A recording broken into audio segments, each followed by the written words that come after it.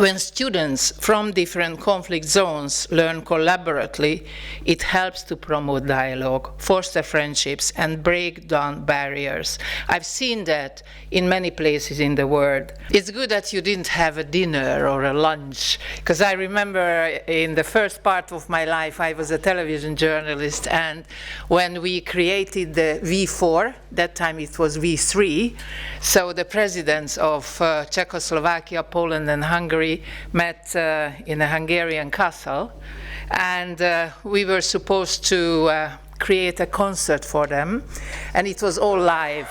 And of course, we introduced the music of György Kurtág. You may know him, fantastic contemporary composer. But it was after lunch, and actually we couldn't give one close-up of the first row with all the great presidents sitting, because, you know, for the music they were all nicely sleeping, and sometimes when the music became very loud, then sort of they woke up and they didn't know where they were.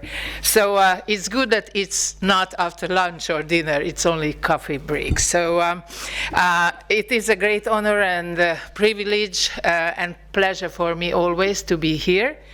Actually, with friends, it's a very sort of friendly and family atmosphere always in the Institute of Cultural Diplomacy.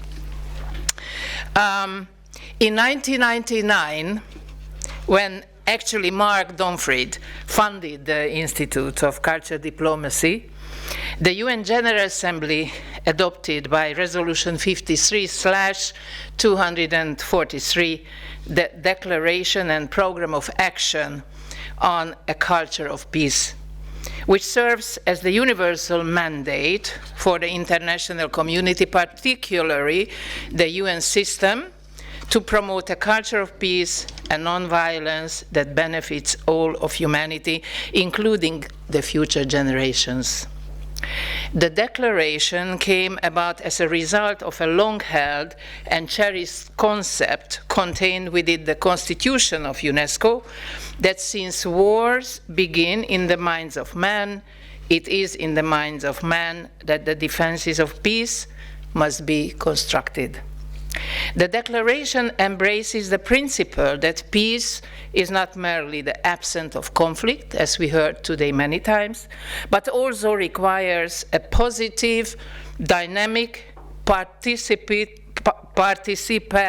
I knew already when I wrote it, it will be difficult. So then when you take part in the process, kind of process, in which dialogue is encouraged and conflicts are resolved in a spirit of mutual understanding and cooperation, I always say at least not to misunderstand each other. Our deliberations on peace and ways to foster it will remain abstract, of course, musing if we don't apply them to the real life, to the real situations, and people on the ground if we don't try to make a real difference. Sometimes we forget that despite the periods of conflicts, people have lived together for ages, mixing with and learning from each other, exchanging views, experiences, adopting various elements of other cultures. The task before us is to identify those cultural phenomena that have historically glued the communities of different backgrounds together in harmonious coexistence. For me, the cultural unifying factors can be found, for example, in literature, oral and written traditions, artistic expressions, sites of common cultural heritage, even the examples of gastronomy. Understanding the indigenous forces and processes that promote mutual acceptance and cooperation is the first step towards relearning how to focus on the positive factors, how to build trust. This is especially relevant in places where peace had broken down. Your Excellencies, ladies and gentlemen, esteemed guests, and fellow advocates for peace. The UN celebrates its 80th birthday this year. A perfect year to reflect, to face, to change, to reform, to evaluate. Sir Georg Solti, the great 20th century Hungarian conductor who had to leave Hungary because he was Jewish, and he fled to Switzerland just before his family was perished. He was asked by the UN Secretary General Boutros Ghali to do something big for the 50th anniversary of the United Nations. He told him, Maestro, you can do anything, just we have to celebrate, that we created the UN. So the Maestro invited musicians from more than 40 orchestras. He put them together, and they created together the Orchestra for Peace 40 years ago. He said, in a very harsh way to the world, that we would like to show the leaders of the world, politicians, what really means when we talk about international collaboration. He said, all my life I have grown up in war, in revolution, both fascist and communist, and it taught me passionately to believe in peace. I wanted to prove with the musicians of this orchestra that we have to look at each other, we have to listen to each other, we have to create harmony together, and we can do it. The principle for this, of course, can be emphasized by the words of another great Hungarian, the composer Béla Bartók, who I would say was a UN man even before the UN was set up. He wrote in the 1930s, my guiding philosophy has always been the idea of different nations uniting into brotherhood in spite of all the wars and hostility. I have tried to serve the aims of this idea as best as I can in my music. So for that reason, I don't shrink away from any influences. So what do these two strong examples, which of course have been followed by so many musicians and artists, show? The need of openness, of course, and collaboration. So using dialogue to promote peace and the rapprochement of cultures, as well as supporting reconciliation and other measures that impart tolerance and mutual understanding we know, seem too often nowadays old-fashioned and sentimental, but still I would not give up this concept. We have to start again and again every day to stick to it.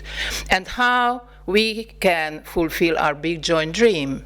How can we honor each other homeland, language, culture, participating together to make the world a better place for future generations, as we say?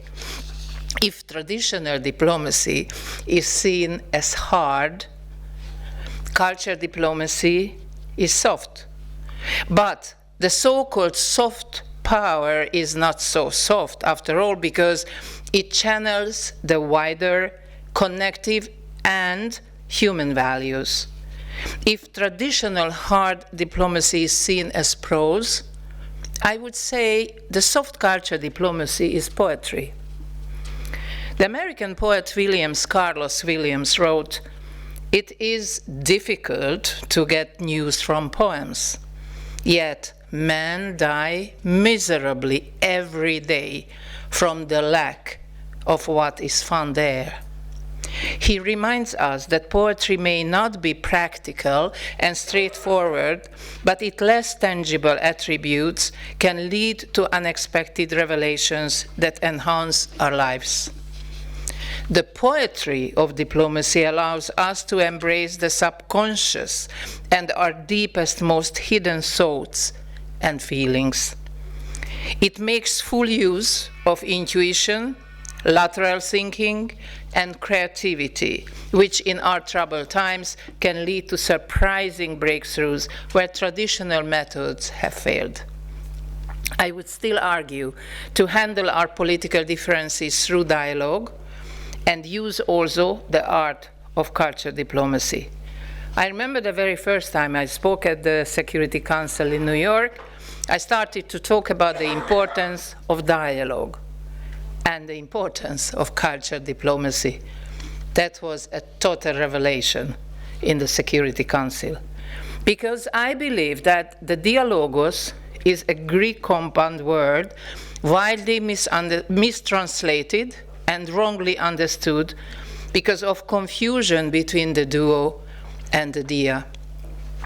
It does not mean a conversation between two people or two groups, but an acceptance by two participants or more that they will compare and contrast their respective arguments to the very end. Dialogue is accordingly a perilous enterprise, for it implies a risk that either participant may find his or her argument transformed and thus their very identity put to the test. Dialogue is not designed to lead to a definite conclusion.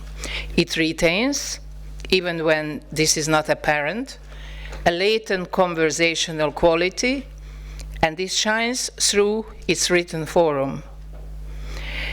I have to tell you, I believe it is so important because many times, as an ambassador and diplomat all over the world, I met many of my colleagues, and we talked about the importance of dialogue. I won't tell you which country I'm talking about, but they told me, oh yeah, we believe in dialogue. And I said, so what is dialogue for you? And the ambassador told me, well, I talk, and you listen. So this is not what we need in neither form of diplomacy.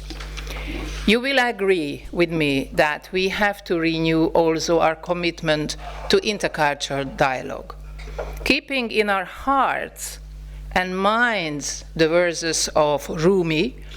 I love this. He says, half of me comes from here, half from everywhere. Half of me comes from the pearls of the sea, half from distant shores. Yes, multilateral diplomacy and culture diplomacy needs time. You plant, you wait, you sow the seeds, wait and trim, then harvest at some point. In multilateralism, you invest into networking, relationships, trust, and you build a base you can rely on. You need patience with international institutions, and with culture diplomacy. Gardening takes longer than bargaining quick business deals. But you need to educate young people to dialogue. While politicians are in a cul-de-sac, people continue to communicate through music and arts and science and international media. For that reason, diversity in thoughts, attitudes, or cultures can be seen as an inspiration for cooperation rather than a burden. Is the fundamental yet often overlooked element in the quest for peace, namely education, still an option here today? Yes, I argue, yes. In a region marked by conflict and division, education has the power to bridge gaps, foster understanding, and cultivate a future where coexistence is possible.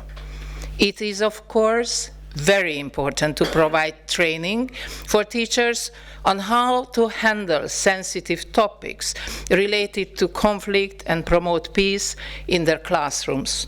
Support for educators can enhance their ability to create a positive learning environment. Education is not merely about imparting knowledge. It is a vital tool for empowerment, social cohesion, and conflict resolution. A well-rounded education encourages critical thinking and dialogue, encouraging students to question, analyze, and engage in constructive conversations about their realities can lead to innovative solutions to long-standing issues. Education empowers individuals to challenge extremist views and promotes peaceful discourses. And education can dismantle stereotypes, promote empathy, and should also equip young leaders with the skills necessary to advocate for peace. By providing students with opportunities for leadership and civic engagement, we can nurture a generation that is committed to diplomacy, negotiation, and nonviolent conflict solution. I had two professions, actually. Half of my life I was a journalist, the second half I was a diplomat. I am actually both at the same time right now. I'm a free person at the moment.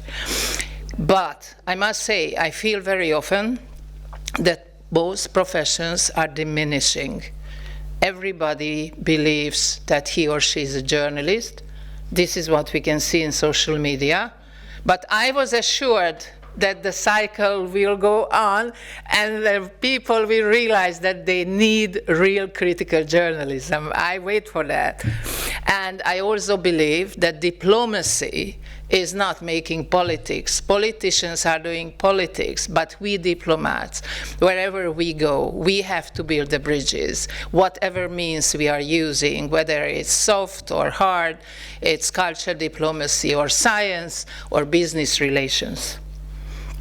When students from different conflict zones learn collaboratively, it helps to promote dialogue, foster friendships, and break down barriers. I've seen that in many places in the world.